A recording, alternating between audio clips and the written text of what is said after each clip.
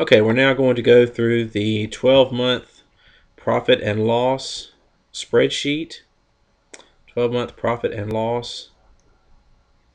And I'm going to try to make this quick. And I would encourage you to reduce the screen or reduce the window so that you hear the audio, but you don't necessarily need to view it. I would recommend that you view and follow along in the actual spreadsheet.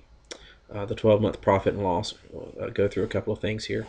Again, fairly straightforward. There are some notes on preparing this spreadsheet that are embedded there in that blue box. Certainly, once you have done all that, you'll want to click that and delete the box. As it says, the different categories, category 1 through 7. You can add others.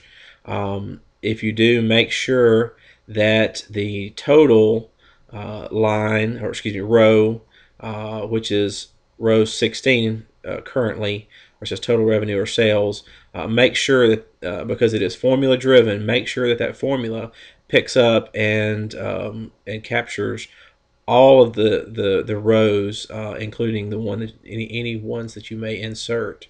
Okay, but it should capture everything. If you click in the middle there somewhere and insert a row, it should capture everything.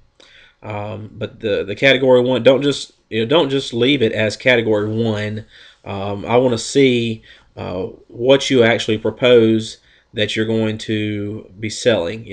Whether it is a product or service. And then and again, be realistic with everything. Don't act like you're going to get tens of thousands of dollars worth of sales every month from month number 1. Be realistic about it, unless you are already in business, and this is this is actually based on some prior years sales, and you're projecting that forward. Okay. And it needs to dovetail in with your marketing plan too, with regards to the timing of when activities are going to take place, and there's a natural delay in when sales occur after marketing activities have taken place. So if you state in your marketing plan portion that you expect to be not really having much in the way of revenues for 6 months, and then you come over here and you've got revenues from day 1, and fairly large revenues, and they're all the same for the first every month for the first year, then I'll know you didn't put a lot of time and thought into it. So make it consistent with the overall plan.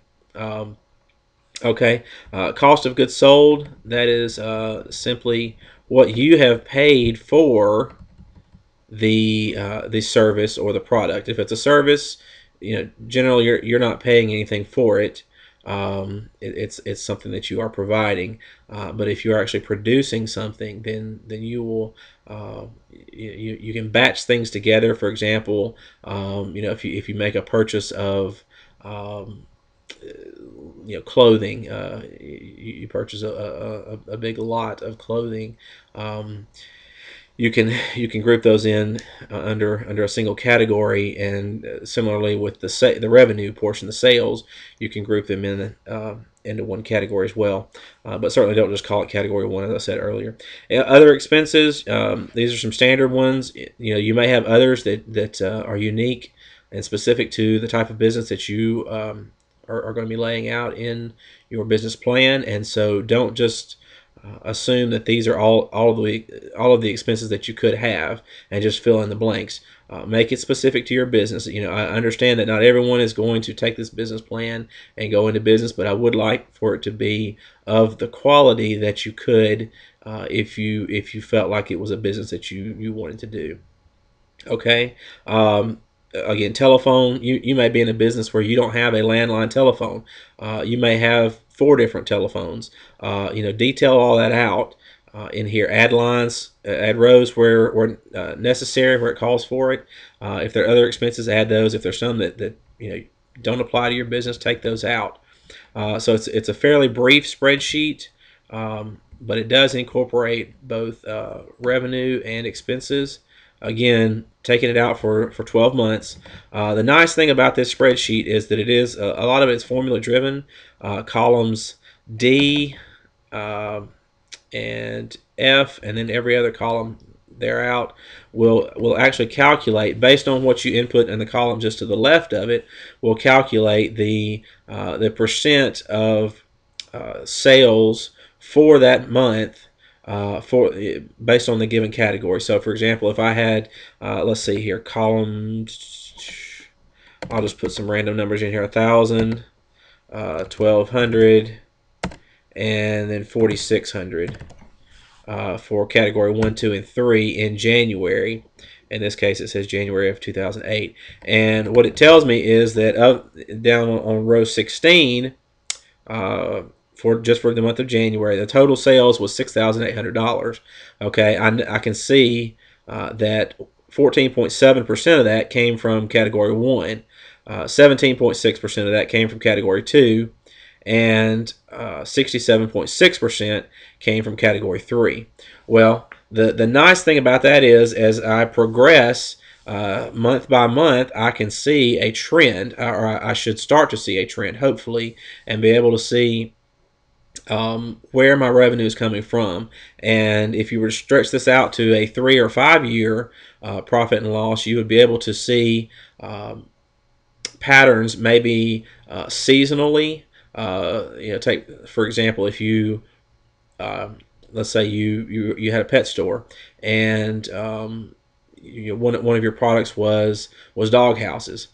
You could start to see that there was a certain time of year when dog houses would sell, okay, more than others. Well, that may help you in future years to know the best time of year to actually carry that, because space in your store is valuable. And so if you've got space dedicated to dog houses all year long, but there's really only 2 or 3 months out of the year where you're gonna sell 80% of your dog houses, well, you don't need to have space dedicated to dog houses 12 months out of the year. And that's what this type of spreadsheet can help you identify. Okay, so hopefully that's helpful there.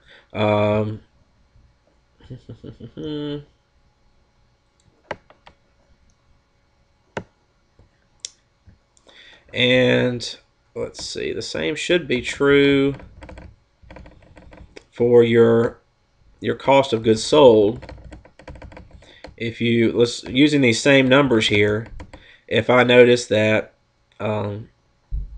category 1, my cost was, let's say, $600, and category 2, my cost was $700, and category 3, my cost was $850. Okay, well, I can see right away that category 3 only accounted for 18.5% of the overall cost that I put out, but yet it accounted for 67% of the profit. So that is a huge observation, a large takeaway, just immediately. In your mind, you may be able to rationalize that you've got a large profit margin, but when you start putting it on paper in a spreadsheet like this, it can really help you determine where you need to focus your efforts and know where you make the most profit. Okay, and the same thing would be true with your expenses. You'll be able to track that over time, month to month and year to year. So pay special attention to that, and I really expect great things out of that spreadsheet. Okay, for sake of time, I'm going to end now.